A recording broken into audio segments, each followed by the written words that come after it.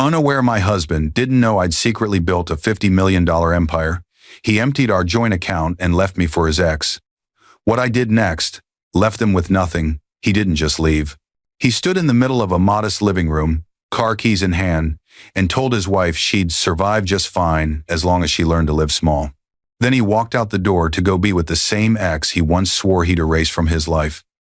That afternoon, Emily Carter Hayes sat at the small dining table, her laptop open to their joint account. She was supposed to pay the power bill like she always did. Instead, she stared at a glowing number that made her heart stop. Balance, $0. Her husband Ryan had been quietly draining their account for days, and that morning, he'd taken every last dollar in cash. The same man who said, "We're a team," had emptied the only account that carried both their names and left without even looking back. Hours later, while Emily sat in the quiet house trying to breathe, her phone buzzed. A friend had posted a photo. Ryan, smiling wide, an arm locked around his ex, Claire. The caption read, "Second chances are worth it." People cheered them on in the comments. "Finally back with your real love. So glad you left that boring wife." They thought Emily was broken. They thought she had nothing now. They thought she would fade into the background like a discarded chapter. What no one knew, not Ryan, not Claire, not the people laughing online, was that the woman he walked out on had spent 10 years building something he never saw coming. A quiet 50 million empire hidden behind a simple life and a different last name. Dear viewers, thank you for being here. If you watch without subscribing, it's like letting Emily's story be written by the people who betrayed her. Hit that subscribe button, like, and share your thoughts in the comments. Tell me where you're watching from, and let's step into what she did next together. The sound of buzzing notifications lit the room like tiny sparks, each one demanding Emily Hayes' attention. Her eyes moved fast, almost too fast, across manufacturing charts, supplier updates, and a message from her production manager asking for final approval on a shipment. Her fingers tapped the keyboard with the speed of someone used to juggling 10 emergencies at once. She looked intense, focused, almost fierce. This was the real Emily, 34 years old, founder of one of the fastest-growing wellness product brands in the country, owner of multiple patents, and silent controller of an empire most people would only dream of. But no one outside her company knew the real numbers, not even her husband. 3 days a week, she went into a downtown office Ryan thought belonged to a consulting client. In reality, that floor was hers. The lease, the payroll, the contracts, everything sat under a different name. A sharp click, metal against metal, cut through the air. Ryan was home. Without hesitation, Emily's entire posture changed. She closed 3 tabs at once, minimized the dashboard showing her $1 million revenue run rate, and pulled up a plain budgeting spreadsheet. One moment she looked like a CEO, the next like a quiet homemaker checking grocery expenses. She forced her shoulders to relax just as Ryan walked in. Ryan Hayes, 36. Charming, handsome in an effortless way, a man who liked things simple and predictable, set his keys on the table. He never asked why Emily worked from home so often. He believed she did freelance consulting and some small online business stuff. He always said she was cute when she typed fast. He had no idea who she really was. "Long day?" he asked casually, loosening his tie. Emily smiled in that gentle way he liked. "Just the usual." The usual. As if the usual meant overseeing factories, negotiating with investors, and managing 5 separate companies registered under a different last name. Her mother's maiden name, Carter. The memory still hurt the day her parents lost everything. Emily had been 10 when she watched strangers take furniture out of their home. Her father had trusted a business partner who stole from him, leaving the family with nothing. That night, her mother whispered the sentence Emily carried her whole life. "Never tell anyone exactly how much you have." It wasn't paranoia, it was survival. Growing up poor taught Emily how people changed around money, how kindness turned into calculation, how promises dried up the moment hardship came. She learned to smile small, speak softly, and never reveal more than necessary. That fear shaped everything she built. She used a different last name, Carter, for her business. She kept her wealth silent and her lifestyle simple. She dressed modestly, not because she couldn't afford luxury, but because wealth always attracted takers. All of that discipline, all of that secrecy, all to protect herself. Ryan opened the fridge. "Hey, Did you make the credit card payment? I forgot, Emily replied too quickly. Yes, I always handle that. He smiled, relaxed and unbothered. The smile of a man who never worried about bills because his wife always took care of it. He hummed while pouring a drink, not noticing the tightness in Emily's shoulders or the relief in her breath now that her real workload was hidden. He never asked. She never told. Good, Ryan said. I'd hate for us to miss a payment. Emily nodded. He would never imagine she could pay off the entire credit card 10 times over before lunch without touching even 1% of her assets. Her laptop buzzed again. A message from her lead investor flashed briefly on the screen. We need your decision on selling 10% equity for 5M. You said the deadline was this week. Emily's heart skipped. If Ryan saw that, questions would come. Questions she couldn't risk answering. She deleted the notification from the laptop, knowing it would still sit safely in her encrypted work email, waiting for her to answer later from her office. Her fingers trembled not from fear of losing money, but from fear of losing peace. She had built her empire alone, brick by brick, after years of living in someone else's financial ruins. She didn't want Ryan to worry, but more than that, she didn't want anyone to have the power to take from her again. Ryan walked behind her and casually kissed the top of her head. You always look so focused, he said playfully. Sometimes I forget just how smart you are. Emily smiled weakly. If he knew how smart, he wouldn't have forgotten. The laptop buzzed one more time. Emily froze. Another message. Emily, the offer expires tonight. We need your signature. She deleted it. Again. This time she made a mental note. Sign it from the office tomorrow. Away from him. Away from questions. Ryan didn't notice, but the viewers would. And Emily felt something small and cold crawl into her chest, a strange warning she pushed aside. That night, as Emily closed her laptop, she didn't know the first crack in her marriage had already begun, and the next clue would come from a name she hadn't heard in years. Ryan's phone buzzed 3 times in a row, sharp, fast, like 3 punches in the quiet living room. Emily flinched. It was unusual. Ryan never let his phone blow up like that when he was home. He snatched it before the 4th buzz even finished. His face tightened for half a second, just long enough for Emily to feel like ice water slid down her spine. He turned his body slightly away from her as he typed something with incredible speed, and then the screen lit up bright enough for Emily to catch it. Claire M. The name flashed like a warning light before Ryan tilted the screen out of view. Intensity, suspicion, something raw, twisting inside Emily. Then, everything slowed. Ryan forced a smile, too wide and too late. Just work stuff, he said, slipping the phone back into his pocket. They're changing the schedule again. New shift pattern. You know how they are. He worked at a logistics company that did change shifts often. On paper, his excuse made sense. But his eyes didn't match his words. Emily nodded, but her mind did not. Her pulse softened into a quiet ache. She tried to steady her breath, reminding herself not to jump to conclusions.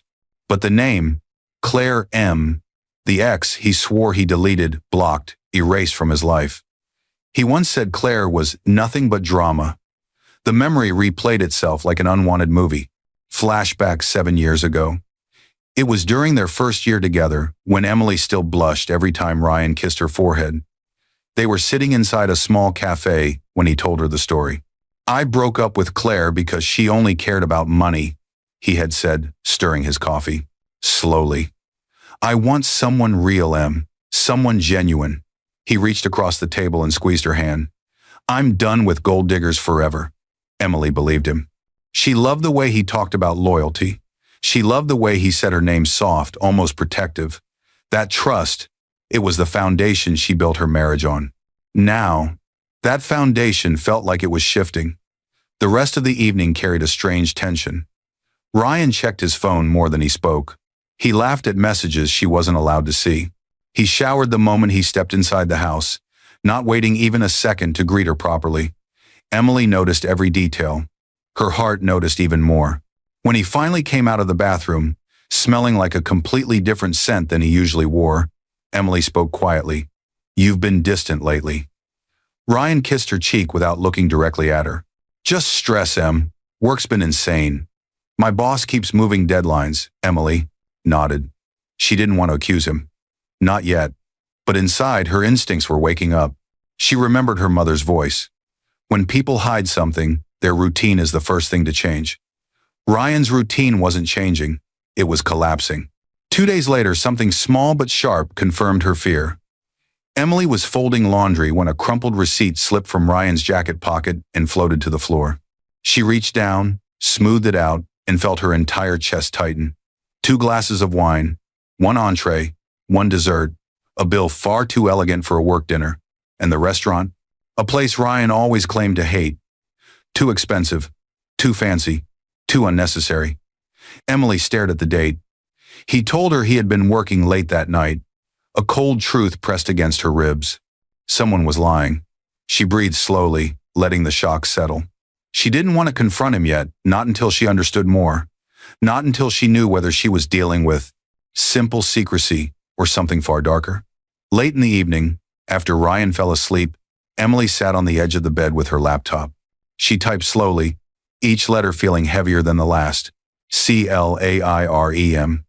Her finger hovered above the enter key. 1 click, and she would know everything. 1 click, and she might break her own heart. Emily took a long breath, almost trembling. But then she stopped. Her finger withdrew. She closed the tab. She shut the laptop. Her screen went blank, just like her decision. She wasn't ready, not until she had proof, not until she pieced together the truth without emotion blinding her. But deep inside her chest, something whispered a warning. Emily didn't know it yet, but the next clue would come not from a screen, but from numbers that never lied. Emily's breath caught the second she opened the joint account. The numbers hit her like a slap. $1,200, $850. Her eyes widened, her pulse jumped, and for a moment the room felt smaller, tighter, like the walls leaned forward to watch. 2 withdrawals, 2 large amounts, both done within 3 days. Her heart thudded through her chest in fierce, uneven beats. She clicked the screen twice, thinking maybe it was a glitch. Maybe the bank app was updating. Maybe no. The numbers stayed exactly the same, and suddenly everything slowed. Emily leaned back in her chair, breathing through her nose, the way she used to when childhood fear tried to choke her. She wasn't panicking, not yet, but her pulse trembled under her skin.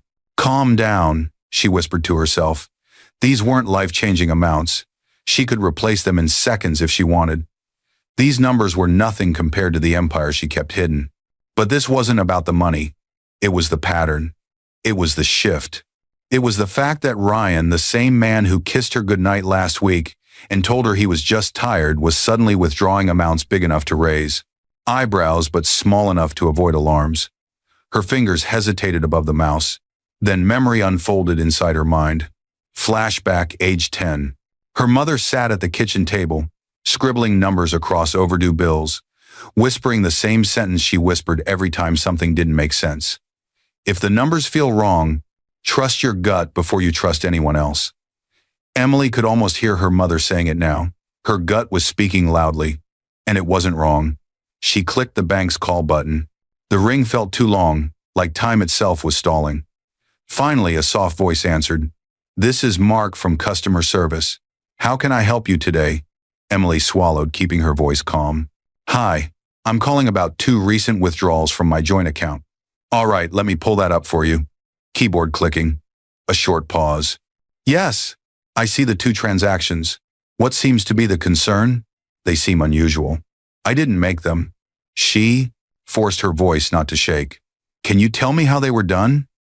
The banker hesitated, only a breath, but enough for Emily to feel the hair on her arms lift. "These withdrawals," he said carefully, "were done in person at one of our branches." Emily froze. "In person? As in, inside the branch?" "Yes." Her mouth went dry. "And who authorized them?" "There's a record of identification matching your husband on file," Mark replied. "Because this is a joint account, we can't restrict his access without a formal request. But if you wish, we can flag unusual activity." Emily's stomach dropped like an elevator cut loose from its cables. Ryan. It had to be Ryan. But why withdraw money in person? Why not just use the card? Why make it harder? Her mind spun with possibilities, each one darker than the last. Was he hiding something? Paying someone?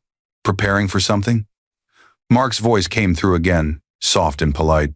Would you like us to mark the account for suspicious activity? Emily inhaled slowly. No, not yet, she said. Please document today's call and the transactions. I just needed to understand. Of course, Mrs. Hayes. She hung up and stared at the computer screen. The digits glowed back at her cold, undeniable.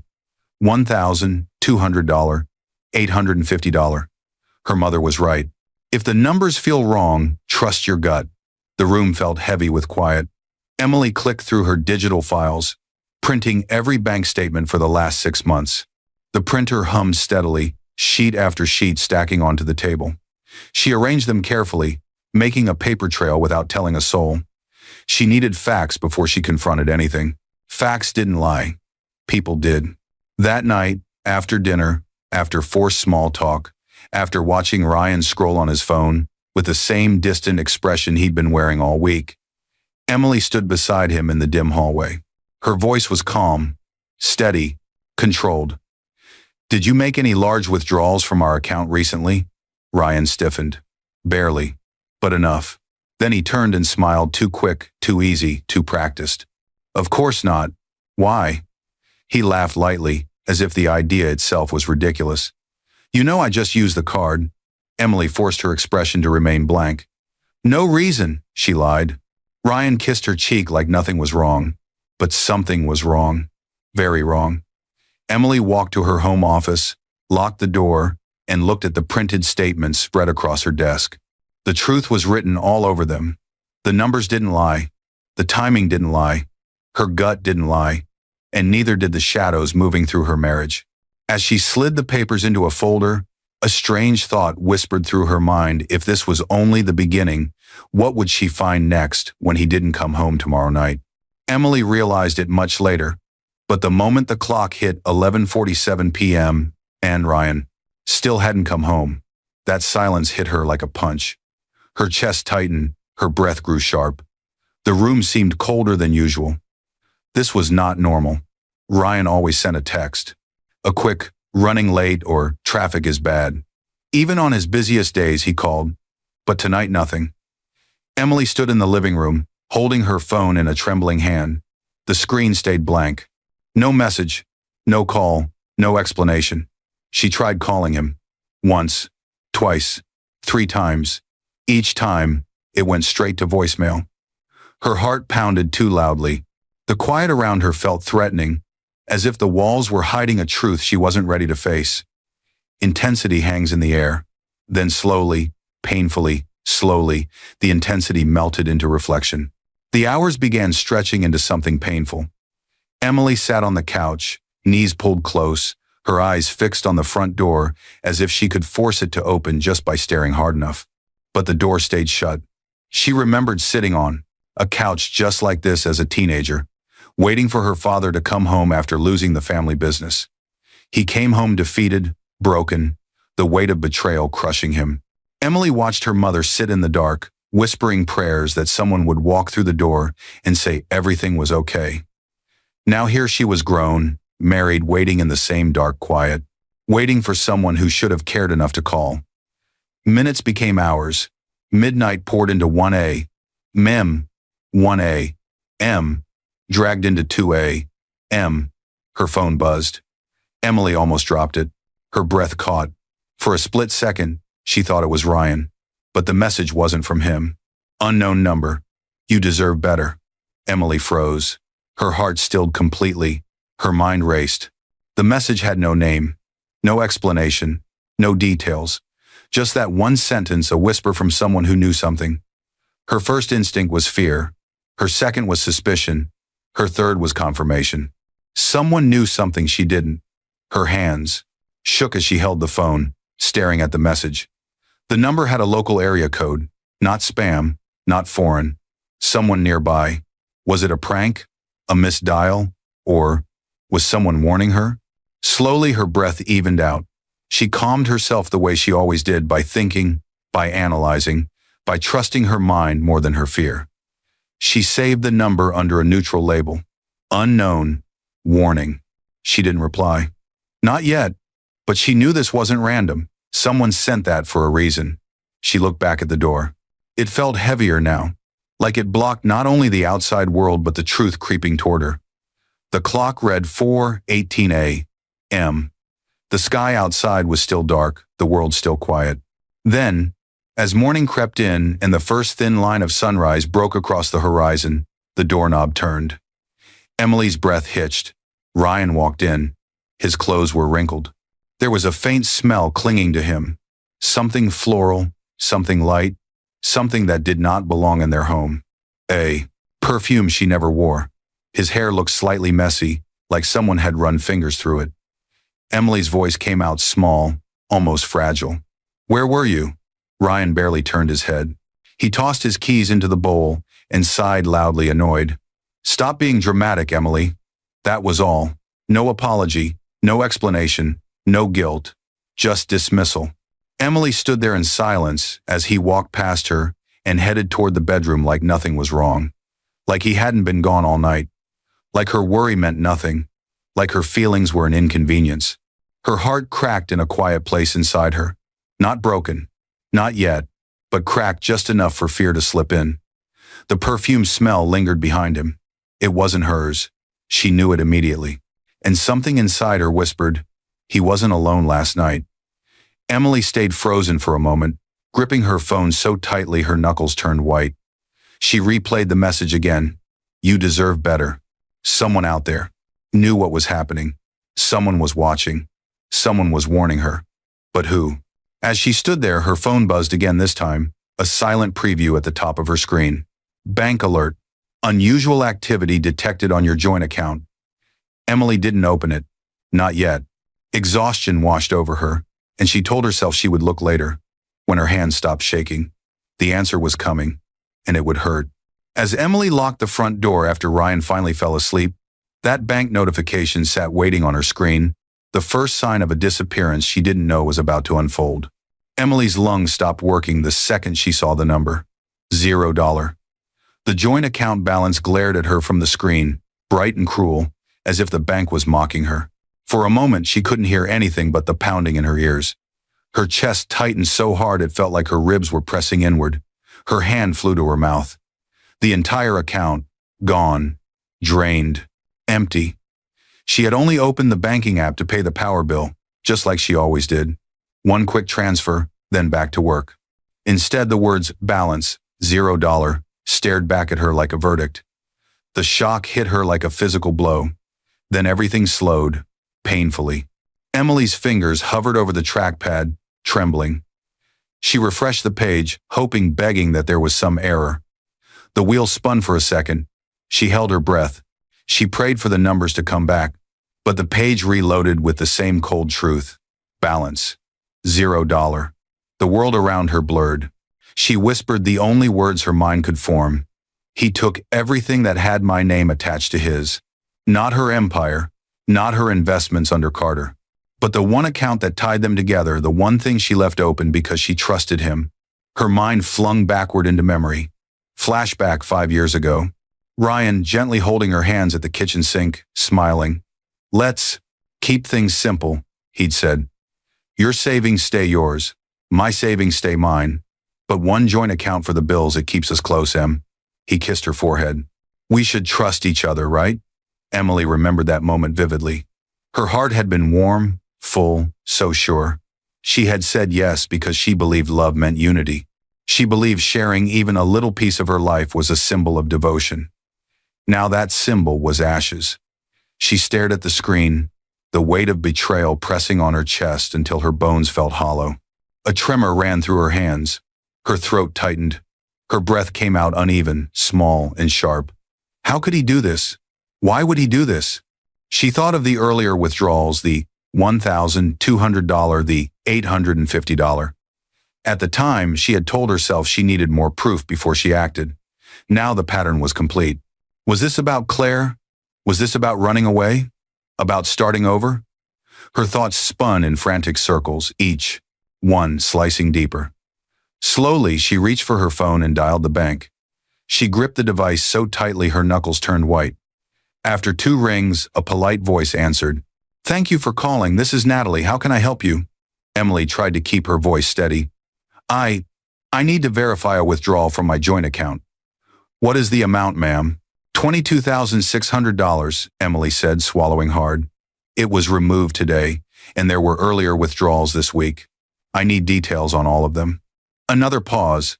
Keyboard clicks. Emily's heart thudded like it was counting down to something terrible. Yes, Natalie said carefully. Those withdrawals were processed in branch. The final one this morning was for $22,600 in cash. The earlier two were also taken as cash. Emily closed her eyes. And who made them? The banker's voice softened, almost apologetic. They were authorized, using your husband's identification, Mrs. Hayes. Emily's stomach dropped. She pressed her palm against her forehead, trying to steady herself. So it was him. No mistake, no accident, no misunderstanding. He stole it. He stole from her. The betrayal wasn't a bruise, it was a wound. But then Natalie continued, her tone shifting, hesitant, uneasy. Mrs. Hayes, there's something else you should know. Emily's breath caught. What? What is it? The banker lowered her voice. After completing the last withdrawal, Mr. Hayes asked if you had any other accounts we should merge with the joint one. He mentioned wanting to put everything together before some big life change. Emily froze. Her world fell utterly silent. What? Other accounts? Emily whispered. That's what we told him, Natalie added quickly. Our system showed no additional accounts linked to your name with us, but he insisted we check again. He seemed very certain there was more. Emily's lips parted slowly. Her pulse hammered in her ears. Ryan had gone to the bank, withdrawn everything, then asked if she had more money. But why would he think that? She never told him. She never showed him anything beyond normal bills. She lived modestly. She hid her empire perfectly, or so she thought. Her voice came out faint. Thank you, that's all. She hung up. The phone slipped from her fingers and landed on the table with a soft thud that felt painfully loud. Emily stared at nothing. Her mind reeled. Ryan was looking for more. He wasn't satisfied with $22,000 and some scattered withdrawals. He believed she had something else, something bigger. Had he seen something? Heard something? Found a piece of mail? Had Claire said something? Her breath trembled. Then Emily's jaw tightened. This wasn't just betrayal. This was intention, purpose, a plan. Her marriage wasn't cracking. It was splitting in half. As Emily rose slowly from her chair, one truth chilled her spine. If Ryan drained the account today, tomorrow he might disappear completely. Emily's breath shattered the moment her phone lit up with a notification from a mutual friends page. She didn't expect the image. She didn't expect the pain. She didn't expect the world to find out before she even understood it herself. Intensity hits first, fast, brutal. Ryan was standing there, smiling like a man in love, his arms wrapped tightly around another woman, a woman with long blonde hair and a familiar smirk. Claire, the ex he claimed was gone for good. The ex he promised he had blocked. The ex he swore meant nothing. But in the photo, Claire meant everything. Her cheek pressed against his, her hand resting on his chest, her eyes full of satisfaction. The caption beneath the picture felt like a blade slicing through Emily's chest. Second chances are worth it. It wasn't just betrayal. It was announcement. Public declaration. Ryan didn't hide this. He wanted people to see. The comments stabbed deeper. Finally back with your soulmate. So glad you left that boring wife. You two look perfect together. Emily's vision blurred. Her throat tightened. Her chest felt hollow. Her fingers trembled with a numbness she couldn't control. It wasn't rage. Not yet. It was humiliation. The kind that crawled beneath the skin and squeezed the heart until it barely beat. The kind that made breathing feel like drowning. Just hours earlier, she had stared at their joint account and watched the numbers drop to zero. Now she knew where at least part of that money had gone. Everything slowed, like the world softened around her pain. She lowered her phone to her lap, staring at the image in silence. The house felt colder. The air felt thinner. Her body felt heavier. She tried to swallow, but her throat burned. This wasn't just the night he didn't come home. This wasn't just the drained account. This wasn't just Claire's name on his phone. This was intentional, calculated, cruel. He humiliated her publicly. He announced a new love as if she was nothing. He acted like their marriage was a mistake, he finally corrected. Emily's hands curled slowly into fists, and then her mind pulled her backward into memory she never wanted to relive. Flashback, age 12. Emily stood beside her mother as men carried furniture out of their home. A couch, a table, boxes of memories and belongings. Her father stood in the doorway, defeated, destroyed by the betrayal of his own business partner who stole everything they built. Her mother cried in the corner, voice cracking with words Emily would never forget. People take everything if you let them. Those words shaped her entire adult life. Those words built her empire. Those words taught her secrecy, caution, discipline. And here she was again, watching someone she trusted take everything he could reach. But this time, Emily was not a child. She was not powerless. She was not losing her home or her future. She was simply waking up. Her shock slowly shifted something cold, calm, and very alive rising beneath it. Not rage, not yet, but the beginning of something sharper. She lifted her head, her eyes dried, her breathing steadied. Then she placed her phone carefully on the table, as if laying down the last piece of innocence she had left. Emily walked to her office desk and opened her laptop. The familiar login screen appeared, one she used every day but hid from everyone, especially Ryan. She typed her password. Her corporate dashboard loaded instantly. 5 companies, 17 trademarks, dozens of employees, a network of assets and intellectual property worth more than most people would earn in 10 lifetimes. The reality of her life glowed across the screen. Rows of revenue charts, legal documents, distribution contracts, manufacturing updates. Emily's empire. The empire she built alone. The empire based on survival. The empire designed so no one could ever destroy her again. Emily whispered to herself, voice steady and low. You think you left me with nothing? Not spoken with bitterness, not spoken with anger, but spoken with awakening. She looked at the photo again, Ryan, smiling like he'd won something. He thought draining the joint account would cripple her. He thought walking out with Claire would break her. He thought she was small, dependent, weak. Emily stared at the empire on her screen. He had no idea who he'd betrayed. Her fingers rested on the touchpad, her mind already calculating. She wasn't thinking about heartbreak anymore. She was thinking about strategy. And as Emily pulled up her financial records, one chilling question settled in her mind. If Ryan stole everything he could see, what would he do when he realized how much she'd kept hidden? The elevator doors slid open with a metallic snap, and Emily stepped out with a force she didn't recognize in herself. Her heels struck the polished hallway floor harder than usual, sharp, echoing, urgent. Intensity hit immediately. She wasn't trembling. She wasn't crying. She wasn't broken. She was focused. And the man she was walking toward, the only person who knew the real shape of her hidden world, was waiting with the door already half open, sensing her storm before she even spoke. Daniel Reed, her lawyer, her strategist, her silent guardian for the last 8 years. He was in his early 40s, calm-eyed, sharp-minded, the kind of man who never reacted to chaos, he converted it into advantage. He stood as she entered, his expression tightening just slightly when he saw the look in her eyes. What happened? He asked, voice low and controlled. Emily didn't speak at first. She simply placed the printed bank statements on his desk, page after page after page of betrayal, starting from the small, early withdrawals to the final emptying of the joint account. Daniel skimmed the first sheet, then the second, then his jaw locked. He looked up at her, no softness in his voice now. Emily, what he did is fraud. She said nothing. Daniel continued, flipping to another highlighted withdrawal. And these in-person transactions, done right before he left, tied to his new relationship? This is marital theft and malicious dissipation of assets. Emily finally inhaled, her voice steady but hollow. He drained everything he believed I had. Daniel nodded slowly, but he didn't even scratch the surface. She reached into her bag and set down a small black flash drive on the table. This is everything. Daniel's brows lifted. He knew Emily never came unprepared. She was a planner, a strategist, a woman who built an empire from fear and discipline. But the weight of that flash drive, it carried history. As he plugged it in, Emily spoke quietly. I kept records, she said, backup logs, itemized withdrawals. Every transaction from the day we married. Data unfolded on his screen timelines, spreadsheets, email alerts.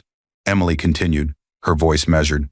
I also asked the bank last year to send alerts for any withdrawal over a certain amount. Not because I expected this, but because I saw a pattern. Little things. Unexplained cash. I didn't confront him then. I just documented. Daniel paused in his typing. A pattern? She looked away for a moment. He grew up with money problems. He hated it. When we started dating, he promised he wouldn't fall back into old habits. But I saw signs years ago, so I protected myself quietly.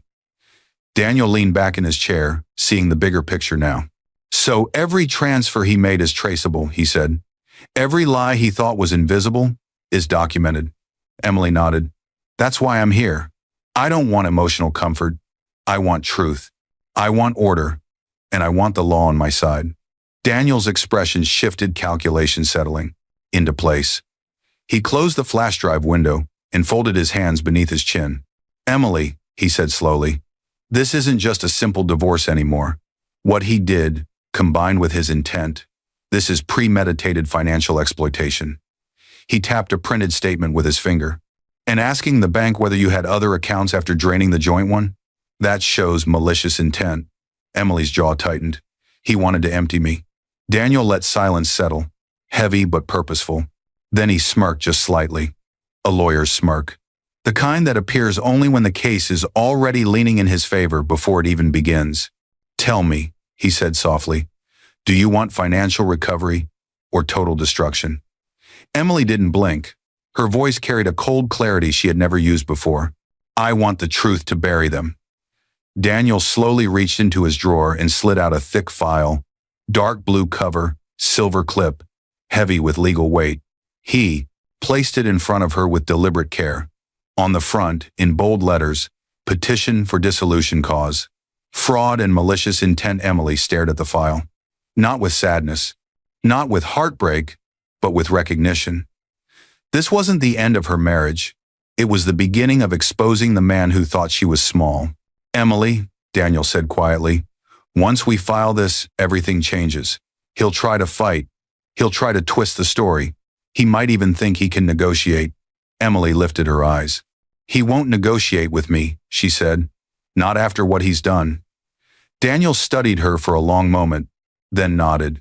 You're ready. She didn't deny it. He pulled out the last document she needed to sign and slid it across the desk. Emily reached for the pen. Her phone buzzed. The name on the screen made her freeze. It wasn't Ryan. It wasn't a bank alert. It was the same unknown number that had texted, "You deserve better." The warning she'd ignored days ago had just become a person asking to meet. The moment Emily hit send on the internal audit request to her compliance team, the intensity hit like a thunderclap. Her empire moved. Not loudly, not dramatically, but with silent, unstoppable force. Inside her main office, a team of 6 compliance analysts, all loyal to her, all trained to protect her companies, received the internal alert. Their screens lit up with flagged reimbursements, transfers, and expense reports connected to one name, Ryan Hayes. This was not a simple bank report anymore. This was a forensic sweep of every financial bridge that connected Emily's business world to her personal life. And it began quickly. Lines of data scrolled across their monitors. Dates, amounts, locations. Repayment transfers Emily had made into the joint account. Cash reimbursements Ryan insisted on. Card swipes within walking distance of Claire's apartment. Hotel reservations labeled as work travel. During nights, he claimed to be out for overtime. Every number dropped like a hammer. Then, slowly, the pace shifted. Emily leaned back in her chair at home, breathing carefully, letting the storm inside her settle into sharp focus. Her lawyer Daniel had filed the petition. Her evidence was airtight. Her company's audit would build the rest. She watched the live update feed as each flagged action turned from yellow to red. Misappropriated funds, unauthorized spending, intentional concealment. It was strange, almost surreal. She didn't feel anger. She didn't even feel hurt. Just understanding, quiet, heavy understanding. Her mother's voice echoed in her memory. People take everything if you let them. Emily had lived her entire life preparing for this truth. She didn't let people take. She let them believe she had nothing worth taking. Until now. Now Ryan had pushed too far. Now he had taken from the wrong woman. Her compliance director, Trudy, mid-50s, sharp eyes, loyal since day one, called her directly. "Emily, we've completed the cross-check," Trudy said. "His withdrawals from your joint account overlap with every payment connected to Claire." Emily didn't blink. "Document everything." "We already are," Trudy said. "And there's more." A pause. "What is it?" "Claire's new apartment," Trudy continued, "the one she moved into 2 months ago. The deposit was funded entirely by transfers from your joint account. The trail is clean. We matched dates, amounts, and your bank statements." Emily's jaw tightened. "So he used my money for his affair?" "Yes. And because the joint account was maintained almost entirely by transfers from your businesses and salary, the funds he used can be classified as malicious dissipation of marital assets. Meaning, he stole from the marriage, he stole from her, he involved another woman, and now it was all provable." Trudy exhaled. "We're forwarding everything to," quote, "Daniel's office. Once he submits this to the court, they can request temporary restraining orders and freezes on any accounts linked to the misused funds." Emily nodded, calm and steady. "Do it." She hung up slowly. By late afternoon, Daniel had filed the motions. The court moved faster than Ryan ever imagined it could. Orders went through, notices went out. Banks received instructions to freeze disputed funds, pending investigation. Then somewhere across the city, Ryan swiped his debit card. Declined. He frowned, tried it again. Declined. He muttered something under his breath, pulled out his phone, and checked his balance. Account frozen. Pending investigation. His eyes widened. What the hell? He drove to an ATM, inserted the card, entered his PIN. Access denied. Ryan's breath hitched. His chest tightened with the first sting of panic. He tried calling the bank, placed on hold, rerouted, asked to verify information. He cursed under his breath, pacing outside, the machine like a trapped animal. Inside Claire's apartment, Claire was sitting on the couch scrolling through her banking app. She froze. Her eyes widened. Her voice sharpened. "Ryan!" He stormed inside. "What?" "I'm dealing with something." Claire shoved her phone into his chest. "Why is my account flagged too?" Ryan stared at the notification on her screen. Funds temporarily restricted pending fraud review. Source: joint account of Emily and Ryan Hayes. Ryan's heart dropped. This has to be a mistake. Claire's expression hardened. "It says the money used for my apartment is under investigation." "Fraud, Ryan. What did you do?" Ryan stepped back, confusion twisting into fear. I don't know. There must be a mistake. I didn't commit fraud." Claire crossed her arms tightly. "Then why is the money traced to your wife's account?" He froze. His mind scrambled through possibilities. The bank? Some system error? Someone reporting him? And then a single terrifying thought hit him. Emily, his wife, the woman he underestimated, the woman he walked out on, the woman he mocked online, the woman he thought was weak. His chest tightened. His breathing quickened. He grabbed his phone and dialed the bank again, palms sweating. Claire's voice sliced through the room. "You better fix this, Ryan. I'm not going down with you." Across the city, Emily sat calmly at her desk, watching new alerts roll in from Daniel and Trudy. Every account tied to the misused funds turned gray, then black, then locked. Her empire was working exactly as designed. Quiet, efficient, unstoppable. She whispered to herself, almost gently, "This is only the first step." And as the final account froze solid, Emily received a new message from the unknown number, this time with an address that would expose the next secret Ryan hoped she'd never see. The courtroom doors swung open with a heavy thud, and the entire room turned toward the sudden noise. Intensity hit instantly. Weeks had passed since the accounts froze. Weeks of filings, statements, and lawyers. Ryan Hayes now stood near the defense table, looking nothing like the man who once polished his image so carefully. His hair was messy, his shirt wrinkled, his eyes swollen from nights of panic. He looked like a man who had spent days fighting a battle he wasn't prepared for. Behind him sat Claire, arms crossed, legs shaking, her face pale with fear. She kept glancing at the courtroom doors like she wanted to run. Then the air shifted. Emily walked in, calm, straight-backed, controlled. She wore a simple black dress, nothing flashy, nothing loud, yet the entire room felt smaller the moment she stepped inside. Her presence was quiet power, the kind that doesn't need announcement, the kind that terrifies guilty people more than raised voices. Ryan stiffened when he saw her. Claire looked away as if burned. Emily didn't look at either of them. She walked directly to her seat beside Daniel, her lawyer, who stood the moment she arrived. "You're ready?" he whispered. Emily nodded once. "Yes." The judge entered. Everyone rose. Everyone sat. The silence was thick, heavy with anticipation. Daniel stepped forward first. "Your Honor," he began coldly, "today we present evidence of financial fraud, marital theft, malicious dissipation of assets, and intentional concealment, all carried out by Mr. Kida, Ryan Hayes, and partially benefiting Miss Claire Montgomery." Emily kept her gaze steady. She didn't blink. Daniel clicked a remote. The first slide appeared on the screen. Bank statements, withdrawals, dates, amounts. Every number highlighted, every lie documented, every betrayal undeniable. Murmurs rippled across the courtroom. Ryan shifted uncomfortably. He swallowed hard. But Daniel wasn't finished. He clicked again. Photos. Ryan and Claire smiling at a restaurant, holding hands outside a hotel, kissing in a parking lot. All dated. All paid with money that could be traced back to the joint account, Emily maintained. Claire's hand flew to her mouth. Her shoulders shook. Someone in the back whispered, "Oh my gosh." Daniel clicked again. Receipts, jewelry, clothing, apartment deposits, all traced back to stolen marital money. Each item labeled with a legal term, purchased with dissipated assets. Ryan lowered his head. Claire looked sick. Then came the final blow. Daniel pulled up a screenshot of text between Ryan and Claire, obtained after Claire's sister agreed to cooperate and turned over backups. Ryan's message was displayed in bright, brutal letters. "Don't worry, I drained her. We'll start fresh." A gasp swept the courtroom. Someone whispered, "He said that?" Another muttered, "That's disgusting." Claire covered her face, her fingers trembling. She knew the texts were real. She knew she couldn't defend the man beside her. But Daniel raised a hand.